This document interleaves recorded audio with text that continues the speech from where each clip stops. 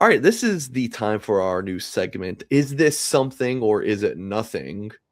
Where I found something on the internet and I want to see if Eric thinks it's something or if it's nothing. Are you ready to play Eric Hansen? All right, I'm ready. All right, this is 2026 program rankings from Josh Pate.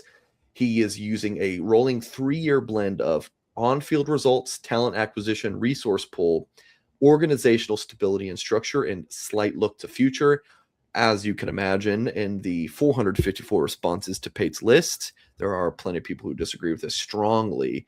But Notre Dame at 6 in the top 5 is Ohio State, Georgia, Indiana, Oregon, Texas, in that order. Notre Dame at 6.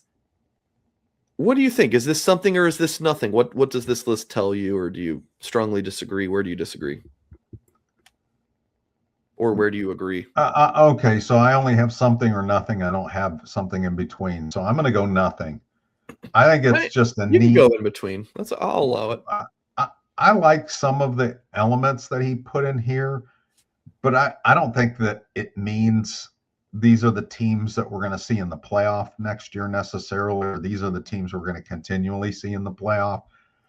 He obviously did a lot of research into resources and things of that nature.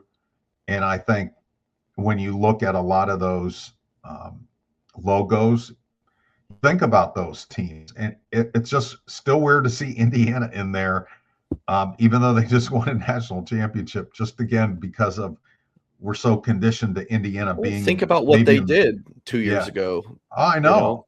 I mean, great for them. I'm wondering if the resources and the talent acquisition and things like that, or talent long acquisition term. Yeah. continue.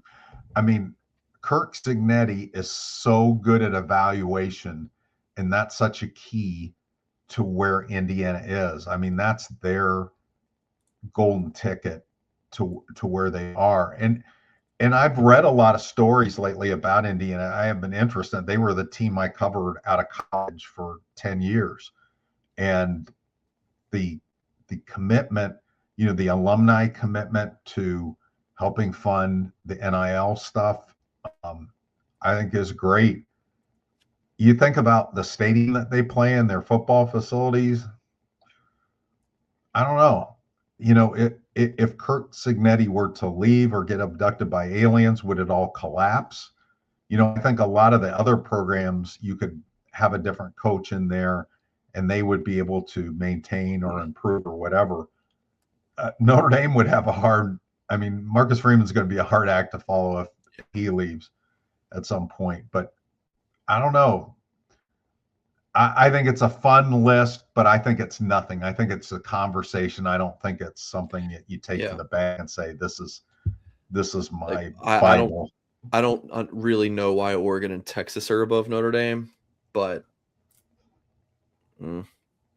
otherwise it's okay. Like it should Alabama be? I think Notre Dame certainly has a better coach than Texas does. He Yeah. hasn't been able to win the big games. Yeah.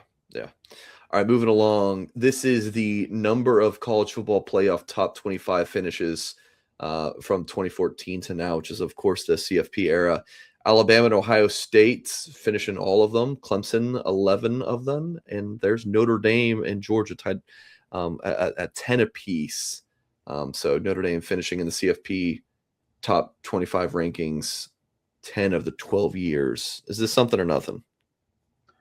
I think it is something. I think it is something to be a team that's consistently ranked that doesn't have divots. I mean, Notre Dame's divot would be 2016. And then they've had this renaissance since then. Yeah, I do think consistency in your program, especially now, there's not really an excuse to have down years because of the transfer portal. You just look at those teams that we just talked about, like Oregon and Texas, and where are they on this list? There's Oregon's at 9 and Texas down at 6. Now, Pate's list was only 3 the past 3 years, but still, like, come on.